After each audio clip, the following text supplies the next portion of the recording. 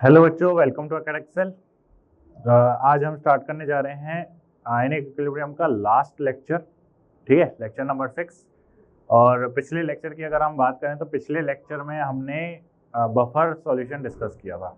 ठीक है, और बफर में भी मैंने एसिडिक बफर आपको समझाया था। आज हमें बेसिक बफर समझना है, इंडिकेटर समझना है। ठीक है, ये दो अपने मेजर टॉपिक रहेंगे। उसके बाद हमें मिक्सचर्स की पीएच वगैरह कैलकुलेट करना भी सीखना है। तो ये सारा कुछ अपना रहेगा आज का मामला। ठीक है, तो आज के हमारे क्या क्या टॉपिक रहेंगे। एक तो पीएच ऑफ मिक्सचर्स, ठीक है, बेसिक बफर। पहले तो हम ये बेसिक बफर पढ़ेंगे, ठीक है, फिर बफर कैपेसिटी क्या होती है, देन पीएच ऑफ मिक्सचर्स, और लास्ट में इंडिकेटर के बारे में हम बात करेंगे। ठीक है, ये हमारे आज के कुछ मेजर टॉपिक्स हैं। ठीक है, चलिए स्टार्ट करते हैं फिर। तो सबसे पहले बेसिक बफर स्टार्ट करते हैं। तो बेसिक बफर देखो, पहली चीज तो ये कि आपको बफर पता है क्या है। ठीक है, कंटिन्यू चल रहा है ये पिछला लेक्चर, तो हमें पढ़ना है बेसिक बफर। ठीक है, अब एसिडिक बफर क्या था, अगर आपने पिछला लेक्चर देखा है तो एसिडिक बफर क्या था कि वीक एसिड और वीक एसिड का सॉल्ट। ठीक है, वीक एसिड और वीक एसिड का सॉल्ट, लेकिन सॉल्ट में जो कैटायनिक पार्ट था वो स्ट्रॉन्ग बेस का था, वो हमारा बफर सॉल्यूशन होता था एसिडिक बफर। उसी तरीके से बेसिक बफर क्या होगा, the solution of weak base, the solution of weak base and it's salt. ठीक है, वीक बेस और वीक बेस का ही सॉल्ट हो with strong acidic anion part. ठीक है, एनायन पार्ट कैसा होगा, स्ट्रॉन्ग होगा। इसको हम क्या बोलते हैं, बेसिक बफर बोलेंगे। क्या बोलेंगे, बेसिक बफर। जैसे फॉर एग्जांपल कोई भी वीक एसिड बताओ, तो अमोनियम हाइड्रोक्साइड एक वीक बेस है। ठीक है, और अमोनियम हाइड्रोक्साइड का ही सॉल्ट लेना है। ये तो कैटायनिक पार्ट हो गया। अब एनायनिक पार्ट आपको जो लेना है वो सॉल्ट का लेना है, लेकिन वो स्ट्रॉन्ग एसिड का लेना है। ठीक है, तो स्ट्रॉन्ग एसिड क्या है, HCl, तो ये ले लीजिए चाहो तो सल्फेट ले लीजिए। ठीक है, तो ये तो हो गया सॉल्ट, और ये हो गया आपका वीक एसिड। ठीक है, weak base, sorry weak acid नहीं, वीक बेस।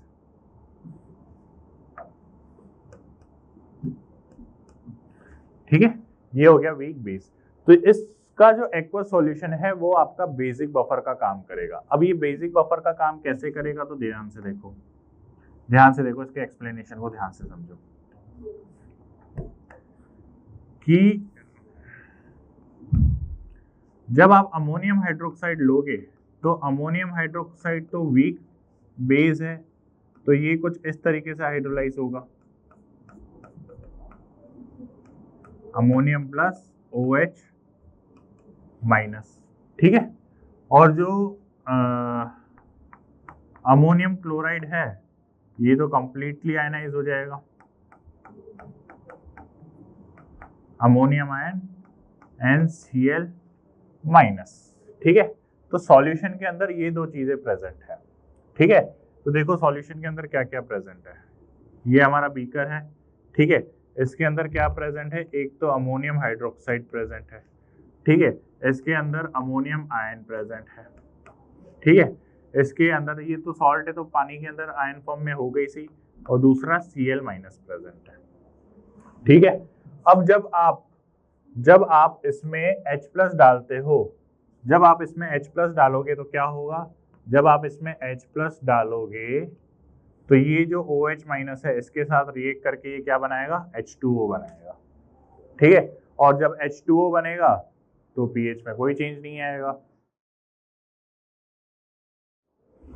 ठीक है, वहीं जब हम OH माइनस ऐड करेंगे, जब हम OH माइनस ऐड करेंगे तो OH माइनस कौन लेगा, NH4 प्लस लेगा, एंड अमोनियम हाइड्रोक्साइड बनेगा। और अमोनियम हाइड्रोक्साइड जो है वो भी एक वीक बेस है। ठीक है, तो अमोनियम हाइड्रोक्साइड का ही बेसिकली सॉल्यूशन है और उसी का ही अगर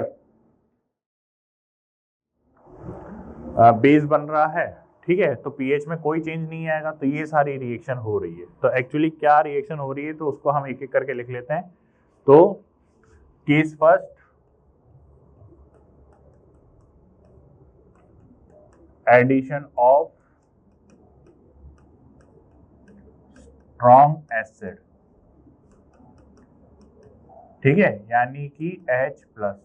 तो जब आप H+ ऐड करते हो तो रिएक्शन क्या होती है कि इसके अंदर जो अमोनियम हाइड्रोक्साइड प्रेजेंट है वो अमोनियम हाइड्रोक्साइड H+ के साथ रिएक्ट करके अमोनियम आयन और H2O बनाता है, ठीक है, जिसकी वजह से पीएच में कोई चेंज नहीं आती। Second case, second edition of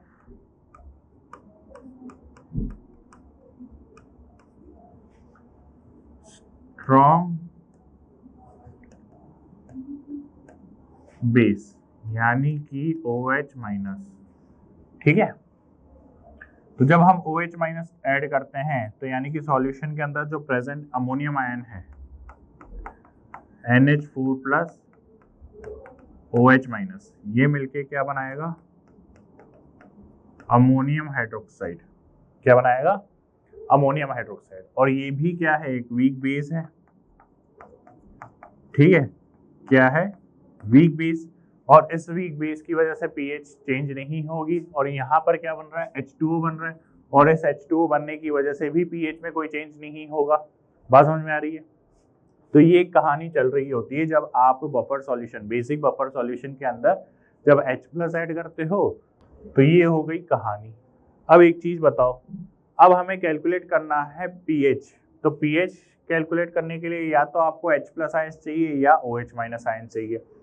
अब OH- आयंस यहाँ पर अवेलेबल है, कहाँ अवेलेबल है वो, ध्यान से देखो, ये वाली पहली इक्वेशन देखो, यहाँ पे आपको OH- अवेलेबल है, तो यानी कि इस इक्वेशन का यूज करके आप POH निकालोगे, देन पीएच निकालोगे, ठीक है। तो चलो करते हैं।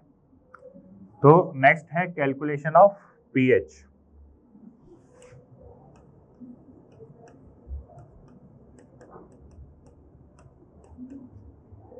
Calculation of pH for basic buffer solution, ठीक है। चलिए, तो हमारे पास है वीक बेस यानी कि अमोनियम हाइड्रोक्साइड, ठीक है, ये वीक बेस है। तो यहाँ से हमें मिलता है अमोनियम आयन और OH- आयन, ठीक है। इसके लिए जब मैं Kb की बात करता हूँ, ठीक है, तो ये हो जाता है ammonium ion plus OH- ion upon ammonium hydroxide ion, ठीक है, ये हो गया। अब OH- की अगर कंसंट्रेशन की बात करूं तो OH- की कंसंट्रेशन हो जाती है Kb into NH4OH upon NH4+, ठीक है, अपॉन NH4+। ये हो गई OH- की कंसंट्रेशन। अब OH- की कंसंट्रेशन से मैं क्या फाइंड आउट कर सकता हूँ, OH- की कंसंट्रेशन से मैं POH फाइंड आउट कर सकता हूँ, जो होता है -log-10 OH- की कंसंट्रेशन। तो ये हो जाएगा -log-10। OH- की कंसंट्रेशन है हमारे पास Kb into NH4OH upon NH4+ की कंसंट्रेशन, ठीक है। अब इसको सॉल्व करना है, तो इसको कैसे सॉल्व करेंगे, ध्यान से देखिए। -log-10 इसको मैंने मल्टीप्लाई किया Kb से, plus -log-10 NH4OH upon NH4+ 4 plus ये हो जाएगा, ठीक है। फिर ये POH को हम इसको क्या लिख सकते हैं, PKB, ठीक है। और यहाँ क्या आएगा, minus log base 10 NH4OH upon NH4 plus, ठीक है। ये हो गया आपका पीएच का POH कैलकुलेट करने का तरीका, PKB माइनस, इसको आप उल्टा भी कर सकते हो लेकिन यहाँ साइन चेंज हो जाएगा, ठीक है। तो अल्टीमेटली फॉर्मूला क्या है आपके पास, ध्यान से देखो, POH बराबर PKB minus log base 10 NH4OH upon NH4 plus, ठीक है। यही फॉर्मूला था आपके पास, ध्यान से देखिए, ठीक है। तो अब इसको हम क्या कर सकते हैं,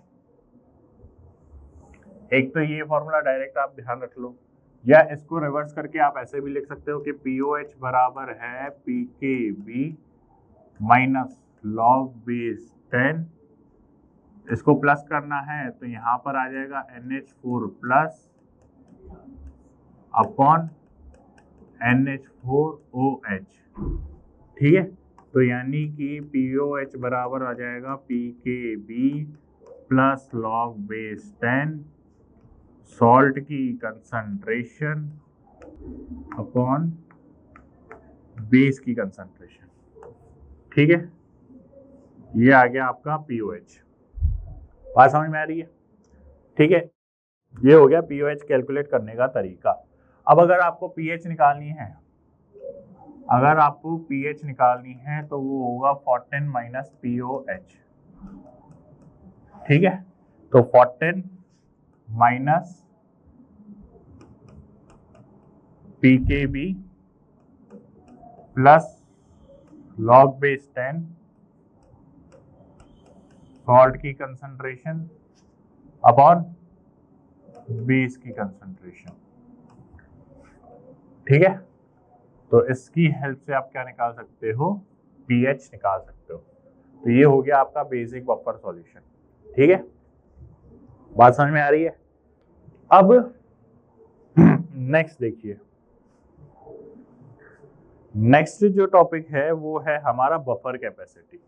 क्या है, बफर कैपेसिटी।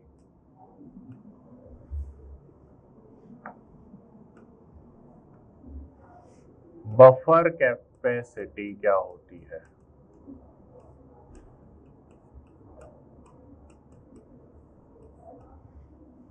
अब बफर कैपेसिटी क्या होती है, जैसे मान लो एक बीकर है, ठीक है, इसमें हमने बफर सॉल्यूशन भर रखा है।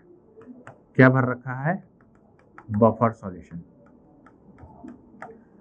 अब ये बफर सॉल्यूशन क्या है, अपनी पीएच चेंज नहीं होने देगा जब तक आप एसिड बेस डालोगे, ठीक है, जितना आप एसिड डालोगे। लेकिन ऐसा थोड़ी है कि आप बाल्टी भर के एसिड डाल दोगे तो भी पीएच चेंज नहीं होगी, एक लिमिट के बाद तो पीएच चेंज होगी ही होगी, ठीक है। तो बफर कैपेसिटी बेसिकली क्या हो गई कि आप कितना इसके अंदर एसिड डालोगे कि इसकी पीएच जो है एक से चेंज हो जाए, वो इसकी बफर कैपेसिटी हो गई। फॉर एग्जाम्पल आप 100 ml डाल रहे हो और एक दूसरा बफर सॉल्यूशन है जिसमें आप 500 ml डाल रहे हो एसिड, ठीक है। तो यानी कि उसमें 500 ml एसिड डालोगे तब जाके उसकी एक पीएच चेंज हो रही है, और इसमें 100 ml डालोगे तो उसकी पीएच चेंज हो रही है 1 से। तो यानी कि उस दूसरे वाले की जिसमें आप 500 ml डाल रहे हो एसिड, उसकी पीएच उसकी बफर कैपेसिटी ज्यादा है एज कंपेयर टू दिस। बात समझ में आ रही है, ठीक है। तो बफर कैपेसिटी सीधा सीधा अगर मैं बात करूं तो क्या हो गया, the number of moles of strong acid added in a 1 litre of buffer solution to change its pH by 1, ठीक है। तो क्या हो गई buffer capacity, the number of moles of strong acid added in a buffer solution, ठीक है, buffer solution वो भी कितने का, 1 लीटर, ठीक है, to change its pH by 1 is called buffer capacity. बात समझ में आ रही है? उसको क्या बोलेंगे? Buffer capacity. ठीक है, तो बफर कैपेसिटी का सीधा सीधा फॉर्मूला होगा number of moles of H plus या OH minus added upon change in pH value. ये हो जाएगी बफर कैपेसिटी। ठीक है, बात समझ में आई? ये हो गई क्या? Buffer capacity. ठीक है, तो यहां तक आई थिंक कोई दिक्कत नहीं होगी। चलिए नेक्स्ट हमें समझना है इंडिकेटर। इंडिकेटर क्या होता है?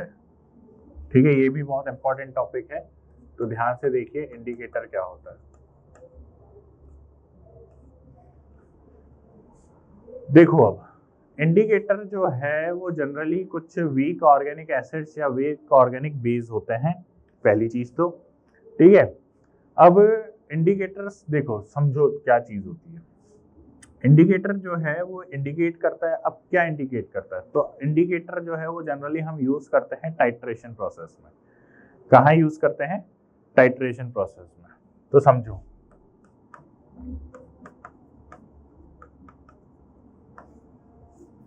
अब टाइट्रेशन प्रोसेस क्या होती है? देखो, जब आप मान लीजिए इसके अंदर आपने भर रखा है कोई वीक एसिड भर रखा है फॉर एग्जांपल, या कोई एसिड भर रखा है।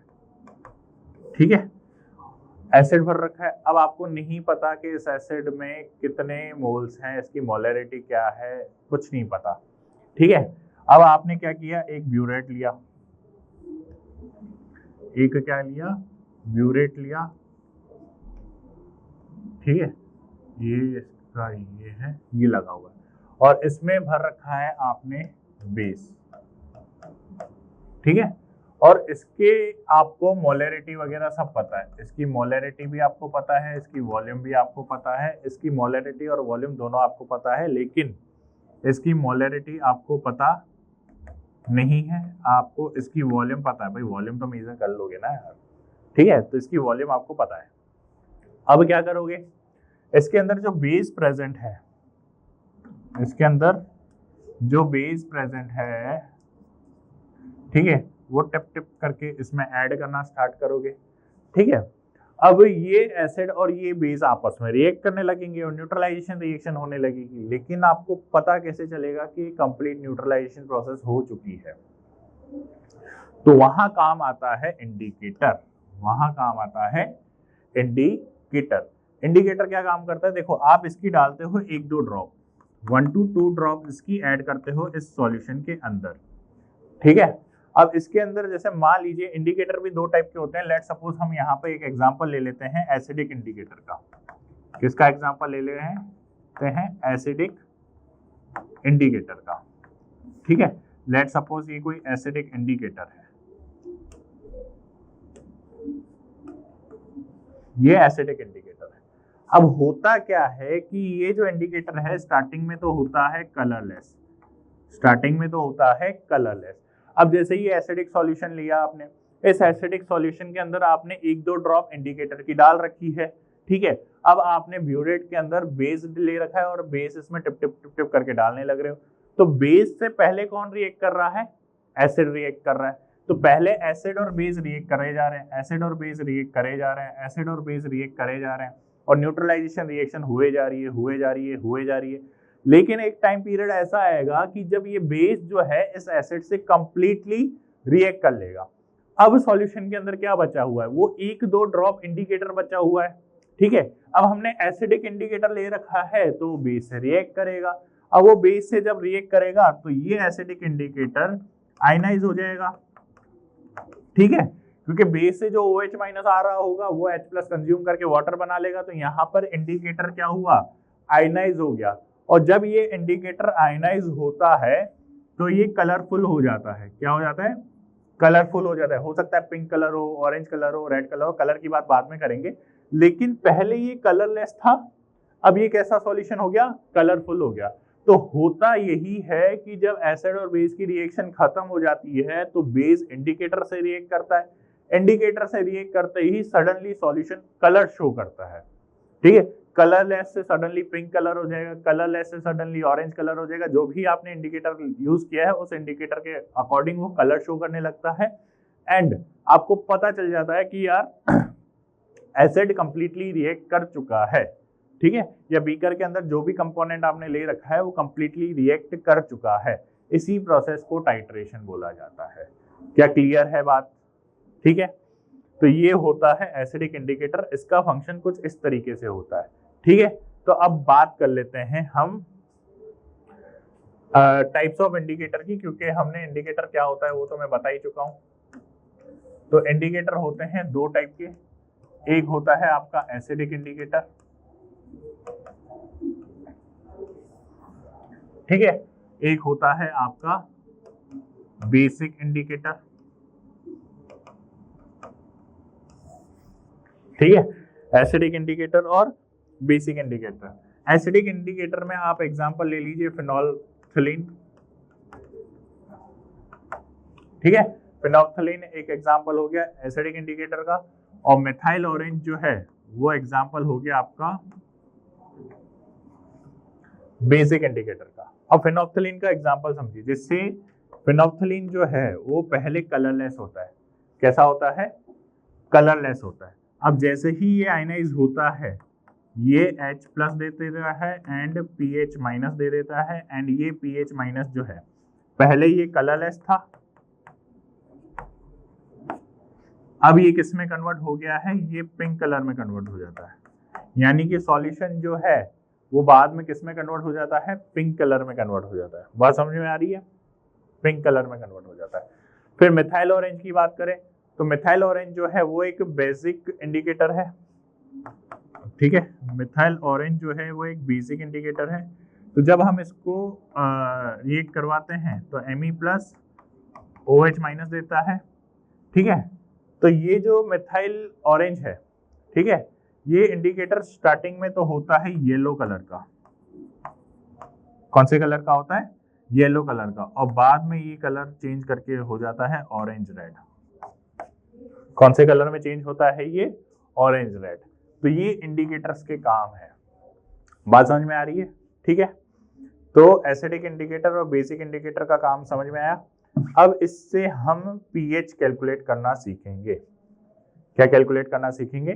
pH। इंडिकेटर्स की हेल्प से हम pH कैलकुलेट करना सीखेंगे। तो देखो, जैसे फॉर एग्जांपल अगर मैं बात कर रहा हूं एसिडिक इंडिकेटर की, ठीक है, सबसे पहले हम बात करते हैं एसिडिक इंडिकेटर। सारा खेल सेम का सेम है, calculation of pH of acidic indicator.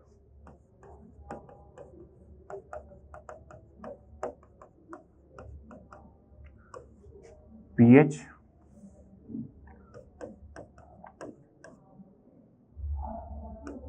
Acidic indicator,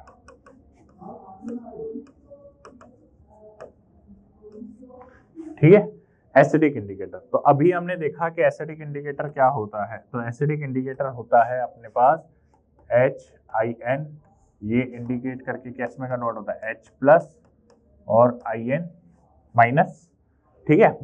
अगर मैं इसके लिए Ka की डिफाइन करूं, ठीक है, K इंडिकेटर लिख लेते हैं, KIN लिख लेते हैं, ठीक है। तो क्या होगा H plus IN minus upon HIN, ये होगा, ठीक है। अब हमें चाहिए pH कैलकुलेट करने के लिए H प्लस की कंसंट्रेशन। तो क्या हो जाएगा, K इंडिकेटर की इनटू HIN की कंसंट्रेशन अपॉन IN माइनस की कंसंट्रेशन। ये हो गई हमारे पास H प्लस की कंसंट्रेशन। और H प्लस की कंसंट्रेशन से हम क्या निकाल सकते हैं? H प्लस की कंसंट्रेशन से हम pH निकाल सकते हैं, ठीक है। तो यहां पर हम देखेंगे अब pH, क्या देखेंगे? pH वो हो जाएगा माइनस लॉग बेस 10, ठीक है, H प्लस की concentration and minus log base 10, यहां पर आएगा KIN into HIN upon IN minus. ठीक है, अब देखो तो pH बराबर हो जाएगा माइनस लॉग बेस 10 के ए ले लेते हैं, क्योंकि यहाँ पर एसिडिक इंडिकेटर है इसीलिए हम यहाँ पर के ए ले लेते हैं।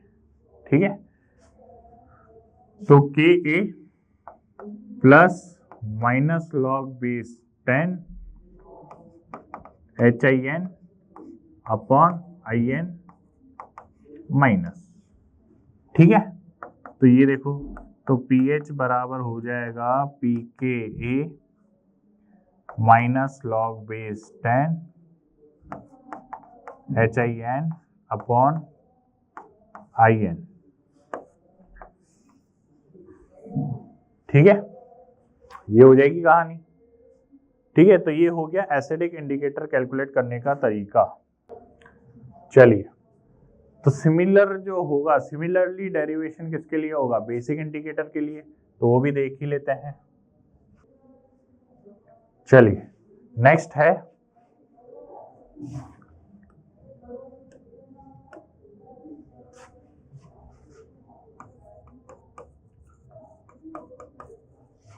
Calculation of pH for basic indicator.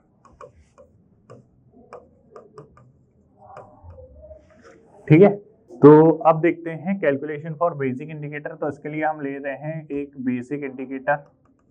ठीक है, यहाँ पे हम INOH लिख लेते हैं। तो जब ये आयनाइज होगा ये क्या देगा? Ion plus OH minus. ठीक है, तो इसके लिए जब मैं Kb की बात करूंगा, Kb मेरे पास क्या आएगा? IN plus OH minus upon INOH ये आएगा। तो OH माइनस की कंसंट्रेशन क्या हो जाएगी मेरे पास? OH माइनस की कंसंट्रेशन हो जाएगी Kb INOH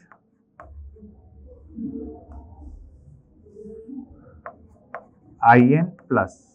ठीक है, तो ये हो गई मेरे पास OH माइनस की कंसंट्रेशन। अब इस OH माइनस की कंसंट्रेशन की हेल्प से क्या मैं pH कैलकुलेट कर सकता हूं? तो ये पहले मैं OH माइनस की कंसंट्रेशन की हेल्प से OH कैलकुलेट करूंगा, POH कैलकुलेट करूंगा, देन POH कैलकुलेट करूंगा, वो आएगा minus log base 10 OH minus की कंसंट्रेशन, ये आ जाएगा minus log base 10। OH minus की कंसंट्रेशन क्या है? Kb into INOH upon IN plus. ठीक है, देन इसको सॉल्व करेंगे तो ये आएगा minus log base 10 Kb plus minus log base 10 INOH IN plus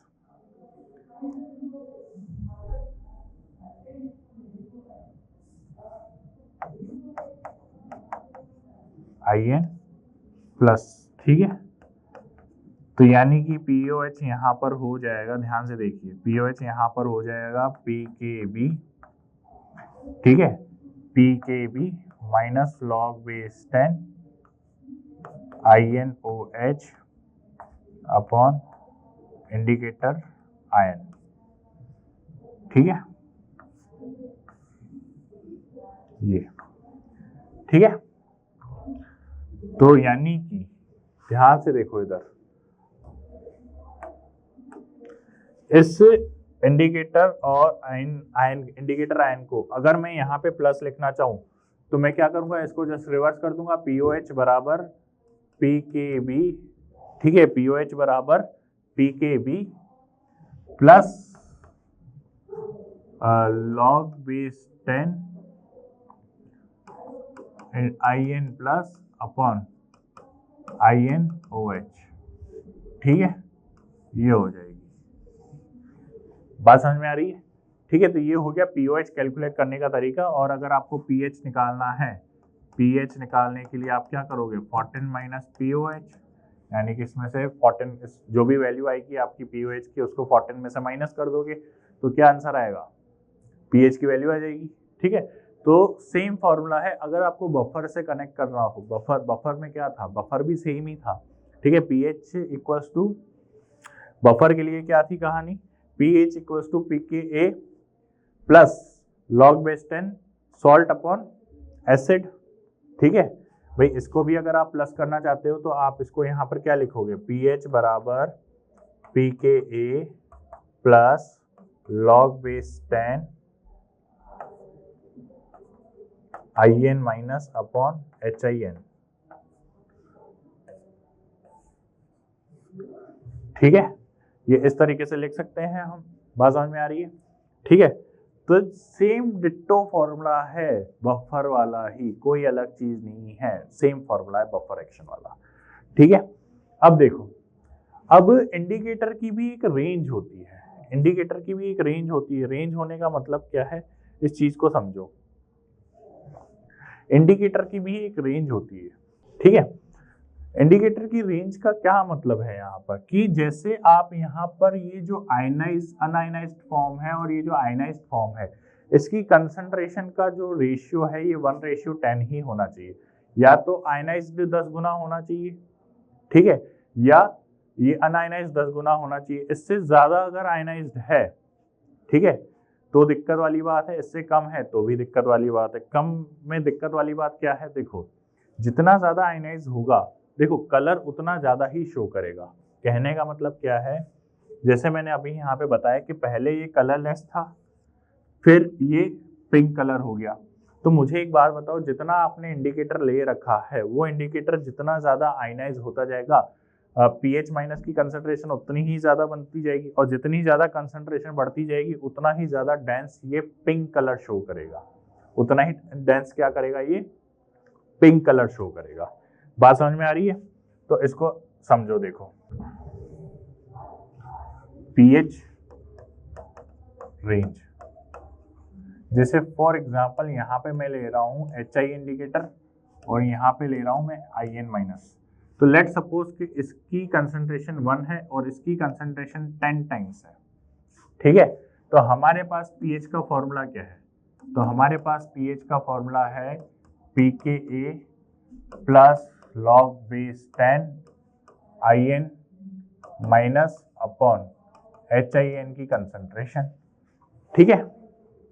तो इधर देखो कि अगर HIN माइनस की कंसंट्रेशन 10 के बराबर है तो pKa plus log base 10 upon 1 आ जाएगा, ठीक है। तो ये वैल्यू तो क्या हो गई 1, तो यानी कि pKa प्लस 1 के बराबर हो गई आपकी pH की वैल्यू, ठीक है।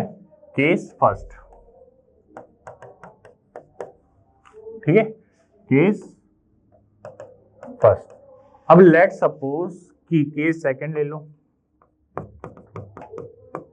तो ये अगर 10 टाइम्स है, ठीक है, और ये 1 टाइम्स है, यानी कि ये आयनाइज ही बहुत कम हुआ है, ठीक है। तो केस सेकंड के केस में क्या होगा, देखो केस सेकंड के केस में क्या होगा, pH का फॉर्मूला है हमारे पास pKa plus log base 10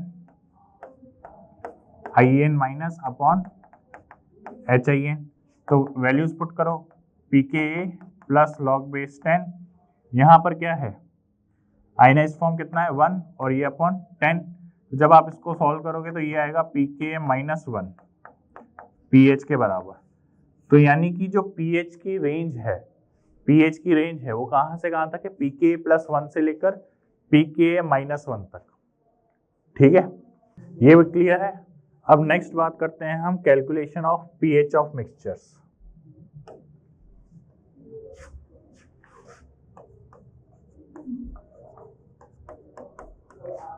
calculation of pH of mixtures, ठीक है। अब मिक्सचर्स का मतलब क्या है, मिक्सचर का मतलब ये है कि मान लीजिए आपने दो एसिडिक व्हीकल लिया, उनको दोनों को मिक्स कर दिया, दो एसिड्स को मिक्स कर दिया। तो उन दो एसिड्स को मिक्स करने के बाद pH किस तरीके से कैलकुलेट करोगे, या फिर मान लीजिए आपने एक एसिड लिया, एक बेस लिया, उसको मिक्स कर दिया, देन उसके बाद आप उसकी pH किस तरीके से कैलकुलेट करोगे। तो ये हमारा पहला केस है, ठीक है। ये हमारे दो केस रहेंगे। तो पहला केस हम ले लेते हैं when case first when two acids are mixed. ठीक है, जब आप दो एसिड को मिक्स करोगे, तो जब दो एसिड को मिक्स करोगे तो लेट सपोज ये एसिड 1 है, ठीक है, उसके बाद ये दूसरा है एसिड 2, ठीक है।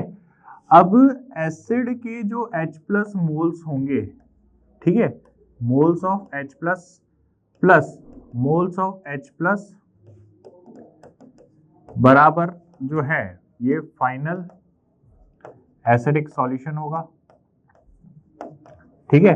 तो यहाँ पे फाइनल H+ मोल्स होंगे, ठीक है, H मोल्स फाइनल लिख लेते हैं यहाँ पे H मोल F,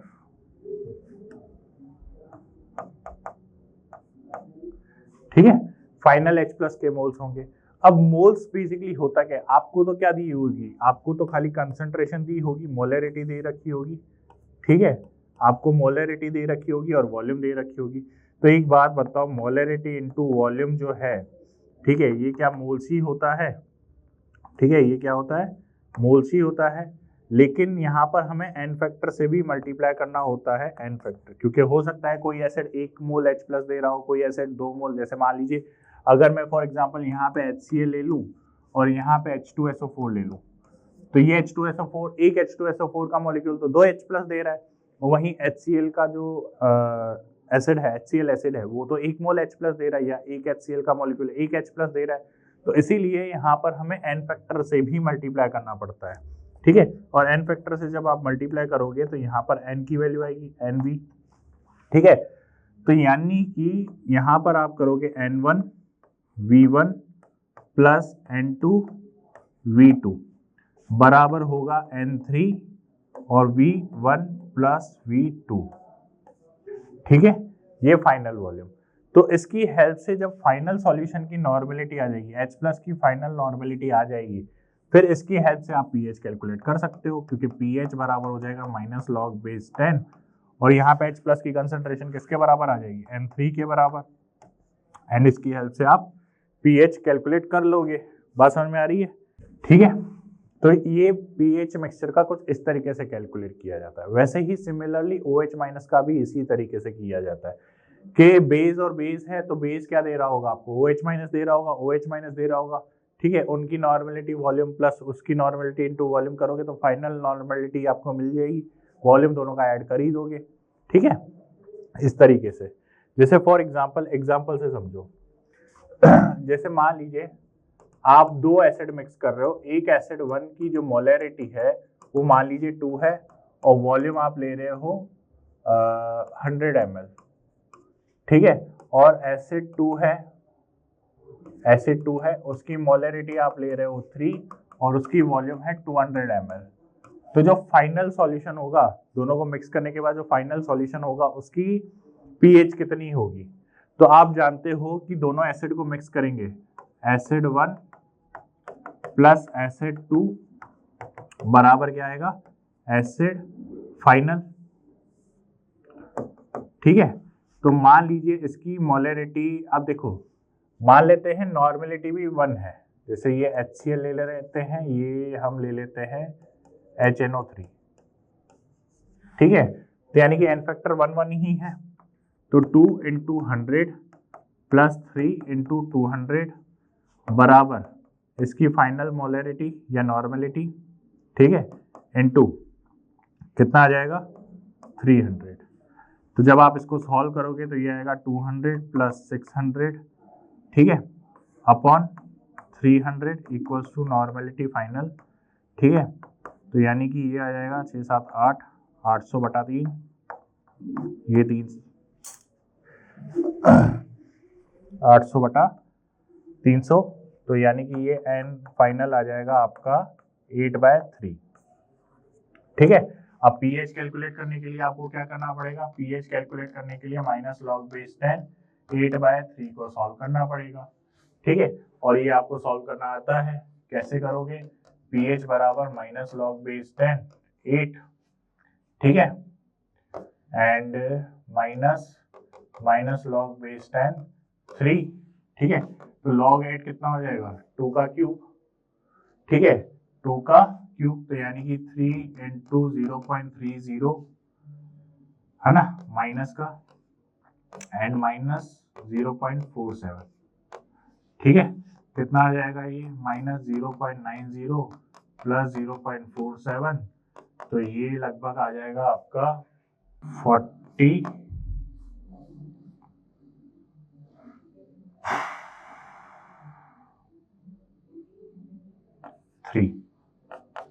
0.43, ठीक है। तो कुछ इस तरीके से आपको पीएच कैलकुलेट करनी पड़ेगी, बात समझ में आ रही है, ठीक है। तो ये केस तो वो हो गया जब आप दो एसिड को मिक्स कर रहे हो, ठीक है। अब केस थर्ड लेते हैं, ठीक है। अब नेक्स्ट केस लेते हैं जिसमें हम एक एसिड और एक बेस को मिक्स कर रहे हैं, ठीक है। केस सेकेंड,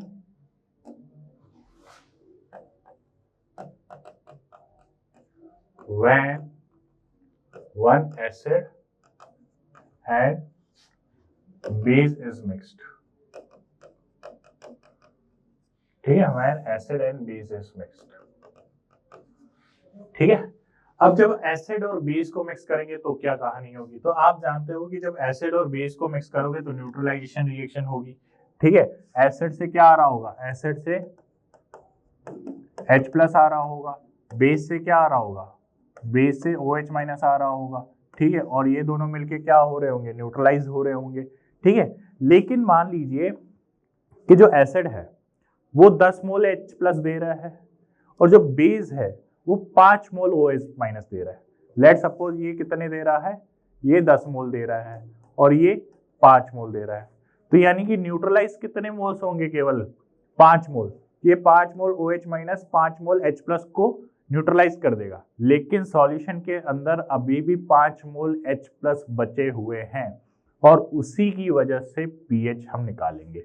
या हो सकता है OH माइनस 10 मोल हो और H प्लस 5 मोल हो, ठीक है। तो जब न्यूट्रलाइजेशन रिएक्शन होगी तो H plus ions completely react कर जाएंगे, 5 मोल है और 5 मोल OH माइनस के साथ ही रिएक्ट करेंगे, तो सॉल्यूशन के अंदर अब 5 मोल OH माइनस बचेंगे, तो उसकी हेल्प से हम पीएच कैलकुलेट करेंगे। तो बात समझ में आ रही है, हमने दोनों के मोल्स कैलकुलेट करने हैं, H प्लस कितने हैं, OH माइनस कितने हैं, देन उसके बाद हमें माइनस करके फाइनल जो ज्यादा है उससे निकालना है, ठीक है। तो लेट सपोज केस फर्स्ट, ठीक है, इसमें केस सेकंड में when acidic moles is greater than basic moles, ठीक है। तो लेट सपोज एसिड के मोल्स हम ले लेते हैं, एसिडिक मोल्स हम ले लेते हैं N1V1, ठीक है। मोलरिटी इनटू वॉल्यूम क्या आएगा, मोल्स ही आएगा, ठीक है। और बेसिक मोल्स को हम ले लेते हैं N2V2, तो final moles of H plus क्या आ जाएगा, N1V1 माइनस N2V2, ठीक है। फाइनल मोल्स ऑफ कैसे, और फाइनल मोल्स किस तरीके से आएगा, फाइनल मोल्स आएगा यहाँ पर N3V1 प्लस V2, ठीक है। तो N3 यानी कि ये N3 क्या है, final moles of H plus, ठीक है। ये क्या आएगा N1V1 minus N2V2 upon V1 plus V2, बात समझ में आ रही है। और इसकी हेल्प से आप क्या निकाल लोगे, H प्लस निकाल लोगे, ठीक है। H प्लस की हेल्प से ये जो कंसंट्रेशन आ रही है H प्लस की आ रही है, देन इसकी हेल्प से आप pH निकाल लोगे, जैसे पिछले केस में आपने किया था, माइनस लॉग बेस 10 N3 की हेल्प से आप pH निकाल लोगे, ठीक है। फिर अगर मान लीजिए नेक्स्ट केस में जब बेस की कंसंट्रेशन ज्यादा है, ठीक है, second case when basic moles are greater, ठीक है। बेसिक मोल्स का मतलब OH माइनस की कंसंट्रेशन देन एसिडिक मोल्स, ठीक है। तो सेम वही ले रहे हैं, एसिडिक मोल्स हम ले लेते हैं N1V1 पिछले वाले केस में, और बेसिक हम ले लेते हैं N2V2। तो जो फाइनल वॉल्यूम होगा, ठीक है, N3V1 प्लस V2, वो क्या होगा N2V2 माइनस N1V1। ठीक है, क्यों? क्योंकि इस केस में बेसिक मोल्स ज्यादा है। ठीक है, तो अल्टीमेटली मोल्स क्या आएंगे, N2V2 minus N1V1 upon V1 plus V2।